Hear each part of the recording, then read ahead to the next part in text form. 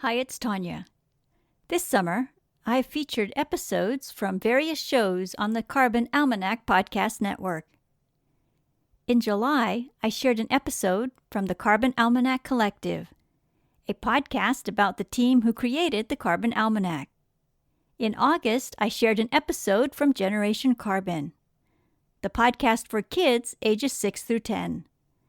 This month, I'm sharing with you an episode of the CarbonSessions podcast. This podcast features everyday conversations about climate with people from all over the world. Listening to this podcast is like sitting at the kitchen table with neighbors and talking about the changes we're all seeing in the world around us. In this episode, we gather around the table with host Katherine Palmer, an aromatherapist and workshop coordinator, Tonya Downing, a digital marketer, and Kristy Sharrow, a journalist turned marketer. Tonya and Kristy are also scriptwriters for Generation Carbon, the kids' podcast. In this episode, they discuss what they learned while researching and writing the script for the episode about ocean plastics. It's my pleasure to introduce you today to CarbonSessions. Hi, I'm Imma. I live in Scotland. Hi, I'm Jen and I'm from Canada. Hi, I'm Olabanji and I'm from Nigeria. Hello, I'm Liki and I live in Paris. Hey, I'm Rod. I'm from Peru. Welcome to Carbon Sessions, a podcast with carbon conversations for every day with everyone from everywhere in the world. In our conversations, we share ideas, perspectives, questions, and things we can actually do to make a difference. So don't be shy and join our Carbon Sessions because it's not too late.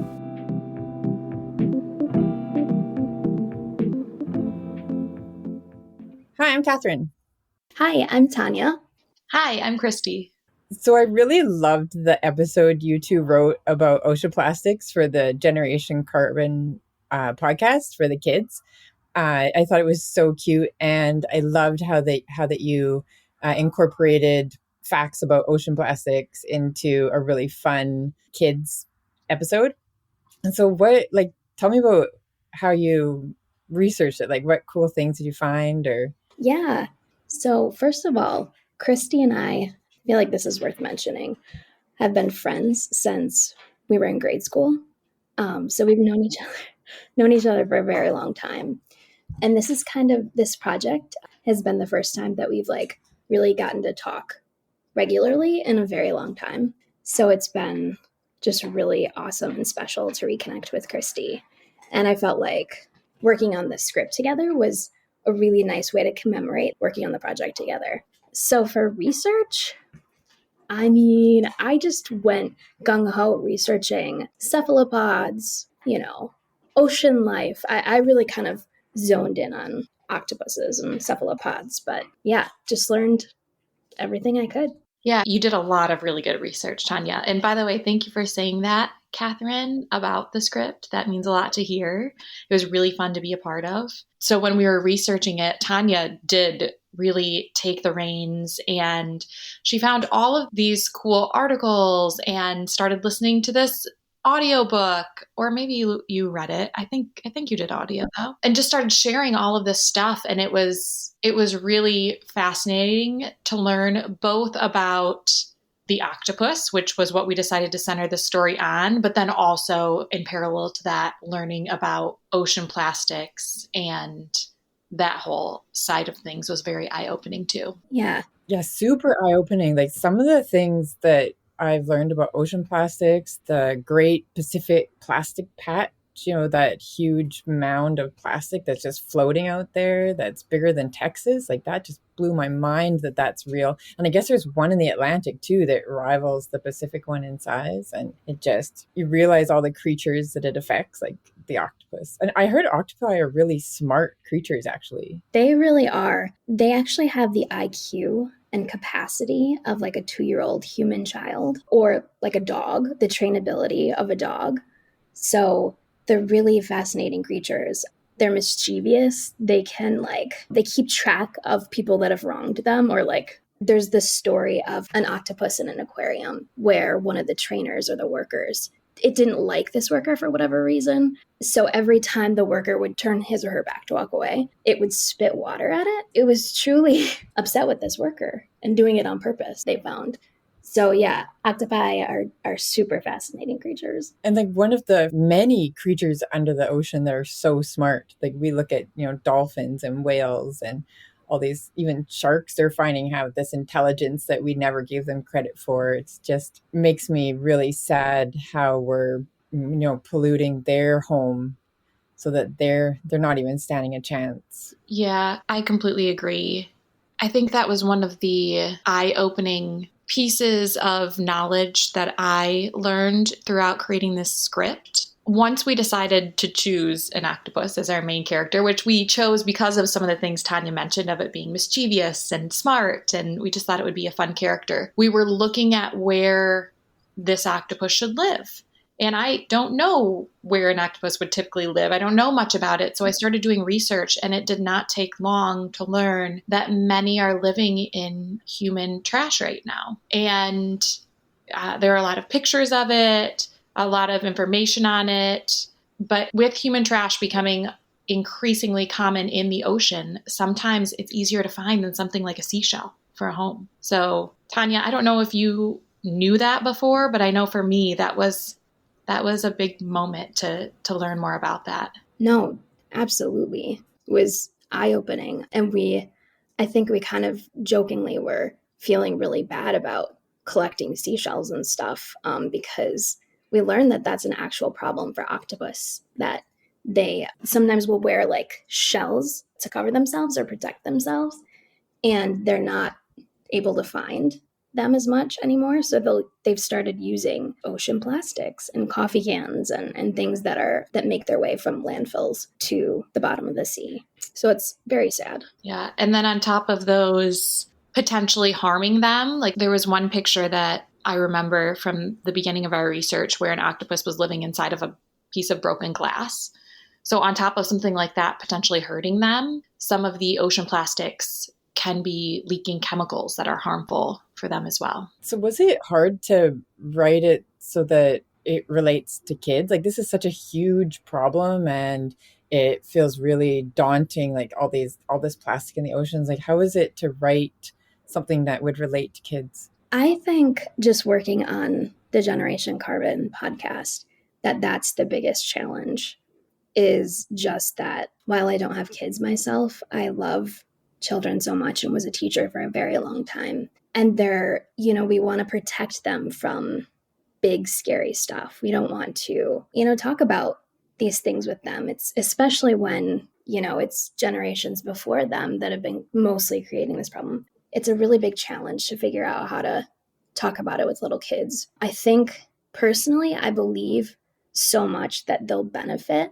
from being included in conversations like this in some capacity later on in life. They'll start to, it won't be a big surprise, they'll be like, oh yeah, mom's been kind of talking about all this stuff, or, so-and-so has been talking about this stuff. They'll kind of have the skills to confront it and to deal with it, I think. So that's how I think just the mission of the project helps to keep me, focused on how do we communicate this to little kids. And it's important to do. Those are really great points, and I second them all. I think in addition to it potentially helping children later in life, it can be empowering for them right now. And I think they actually can help to create impact within all of this. I know with our kids' book, with the Generation Carbon book, my son read it. He's 5 years old, and so preschool. And he loved this picture we had of a car waiting outside of school to pick someone up with a sign that said something like, "Don't leave your engine running while you're waiting to pick up your child." And the very next day, he was telling my husband when he picked him up, he's like, "Dad, you cannot leave your car running when you come to pick me up at school." So I do think that there are benefits to the now too, and them being able to start to have a voice in some of this at a young age. With the kids' book, one of our big missions was to empower these kids. And I look at that as we're writing these podcasts too. And I think even looking at it through that lens can be helpful with that challenge you talked about, Katherine, of trying to figure out how to speak about some of this stuff to younger generations. I just love that about the kids enforcing the rules with their parents, that this is important, Dad. We need to make sure that we're turning the car off. We need to make sure that we're not putting anything down the drain that's going to hurt the fish. That's my nephew. He's always make sure that we're not hurting the fish. So kids are getting it. And I think that's why I love Generation Carbon so much, is it gives them a fun way to talk about, and we always have a call to action at the end. So the kids always have something that they can take away from it and go and do and feel empowered to be making a difference. It starts so young, and then we'll snowball, hopefully, and we'll get a whole generation of people who are activists and ready to take action on climate change. Yeah. And there's something so refreshing about how a child's perspective on this huge problem too. For the podcast, we ask for submissions from children, and they'll ask questions. They submit a question that something related to the topic that the episode's on. And, sometimes the questions we get are like, who's throwing plastic in the ocean? Why? Why are we throwing plastic in the ocean? And it's just so refreshing to be talking about this daunting, scary topic in a very direct and blunt way. Absolutely. So what do you feel is the most pressing issue with the oceans then? Do you think it is the cleaning up of the plastic? Is it the warming? Like what do you both think is where we should be focusing our energies on the oceans? So I would say this is actually something that I learned from our ocean plastics expert, Nathan Robinson, who's a marine biologist. And he has what I consider to be like the coolest job on Earth. He's like a deep sea marine biologist, something along those lines. So he's actually captured the giant squid on film and has really gotten to explore the depths of the ocean that, I don't know, it just blows my mind what could possibly live down there and out there. But something that he said that really stuck with me is that because plastic is so strong chemically, it does not break down easily. So when we put it in landfills, trying to put it somewhere, and it makes its way into the ocean, it's going to stay there for 1,000 years. So while part of the problem is, reducing our single-use plastic consumption, it's also kind of figuring out, well, how do we get the plastic that's in the ocean out too? That to me seems, it's kind of both. That is such a good point. We could stop all single-use plastics now, and we would still have this mega mess in the oceans that, what do we do with all this that's already in there and choking everything? And, turtles are swallowing these bags and it's ending up in their stomachs. And, I've been trying really hard to reduce the plastics that I use. It's so hard. Especially if you want to eat healthy, say, all healthy food seems to come wrapped in some sort of plastic, or, you want to try using the bulk places, but they're so far away to drive to it would cost so much in carbon. It just feels like, how do I reduce my plastics without causing more problems somehow? But so I'm trying glass containers and trying to, not buy anything single use. And it's actually really cool. Our country in Canada here, they're going to phase out single-use plastics by the end of the year. So our government's actually making some strides towards helping us with single-use plastics, but I still feel it's probably not enough. It's a start. It's huge. That's so awesome. Sorry, Kristy. Oh, no, that's exactly what I was going to say. I had no idea that was happening. That's really exciting and encouraging. Similar to you. I was going to say, I just feel like we're behind because, places in Europe have already had this in place for 5 years. So it feels like what was wrong with us that we didn't? It's so entrenched in our society that people just don't want to make that shift. Yeah, I think in the Almanac, just looking at that this morning, I got my copy in the mail last night and I haven't really gotten to go through it. But reading in the first few pages, there's a page on the tyranny of convenience. And I think that's a lot of it. It's we're used to running late in the morning and grabbing a bar or a yogurt to take with us on the road to eat while we're driving. I think a lot of times single-use plastic is very convenient. It is hard. It's hard to even myself, it's hard to remember, like every trip to the grocery store, try to limit the plastic that I'm buying. I think that is definitely true around convenience. Another thing that I've been thinking of that I know for me personally was a challenge that I didn't even know existed is that I think a lot of us, at least in the US, are raised with this mentality of reduce, reuse, recycle. And I've been thinking about it a lot lately in so many different ways. But I think with plastic, and I know that saying this, admitting this is something that will make a lot of people cringe, but I have been a climate rookie. I'm very new on this journey. Before working on the Almanac, I was under the impression that it was okay to use it if I was diligent about recycling. And I was trying to be as diligent as possible about recycling. And I didn't understand, one, I learned from the Almanac that it's actually the entire life cycle of plastic that affects climate change from its creation, not just what happens afterwards. But two, the recycling, it's probably not even ending up actually getting recycled. That was something that just completely changed what I thought that I knew about climate change. Yeah, and it's intentional too. It's like they have that number system with recycling. So you see a number and you think, oh, it's recyclable. But no, like you have to check. It's going to differ even definitely state to state, but maybe even more than that. So you feel like, oh, you see a number, that means it's recyclable. But no, like you go to these recycling centers and a huge percentage of the stuff coming in gets put into landfill. So yeah, it's a really complicated, multi-tiered problem. Yeah, with the recycling and the landfill thing, I was just reading about plastics again in the kids' book last night, and there was a stat in there that said out of every 100 pieces of plastic items that we put in the recycling bin, only 8 of them actually get recycled. It's so surprising. Yeah, it's wild.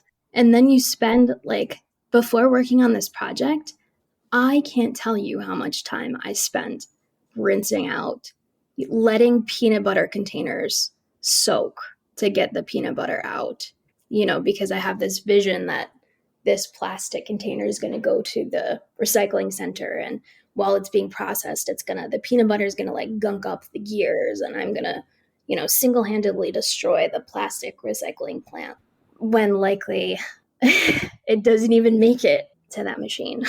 That's so funny because I was the exact same way. I was always like, I don't want to be the person to make them throw out a ton of plastic because mine still had yogurt in it. But but now I know that's not even a thing. Like, and I guess a little bit of like perspective is, maybe my 1 cup is part of the 92% that's just going to end up in the landfill anyways. Like all the water I wasted, I guess, cleaning all that stuff out. I don't know. I still recycle, and even though I know the system's broken, it's still a part of me to recycle. But now I have that in my head about I don't even know if this is ever going to make it to becoming a new thing. That reminds me of a company that I love. It's called Native Shoes. They're here in Vancouver, and you can return your shoes to them, and they actually turn it into playground equipment for kids.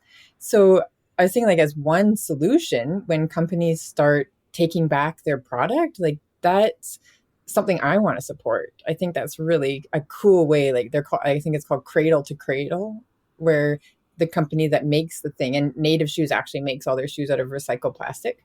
Recycled plastic and bioplastic, which is algae. So that's really cool. And they will take back all of their all the old shoes and make it into something new. So that's maybe where it needs to all go, is companies need to start taking back what they sell you. Yeah, absolutely. That's such a great way to still produce plastic. Kind of that 1-for-1, like if I put it out, I'll bring it back. Oh my gosh. I don't know. It's just such a huge, huge problem. You're right. It is. It's a huge problem.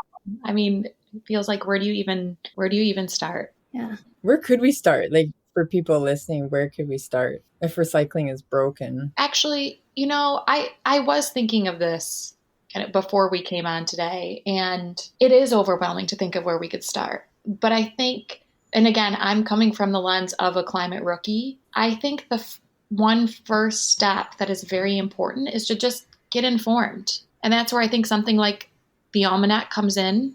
It's just a matter of finding out what's happening, being informed, understanding, and even for those of us who did kind of go through the like reduce, reuse, recycle upbringing and just understanding what else is going on, that there's more to be done, that there's so much happening. Yeah.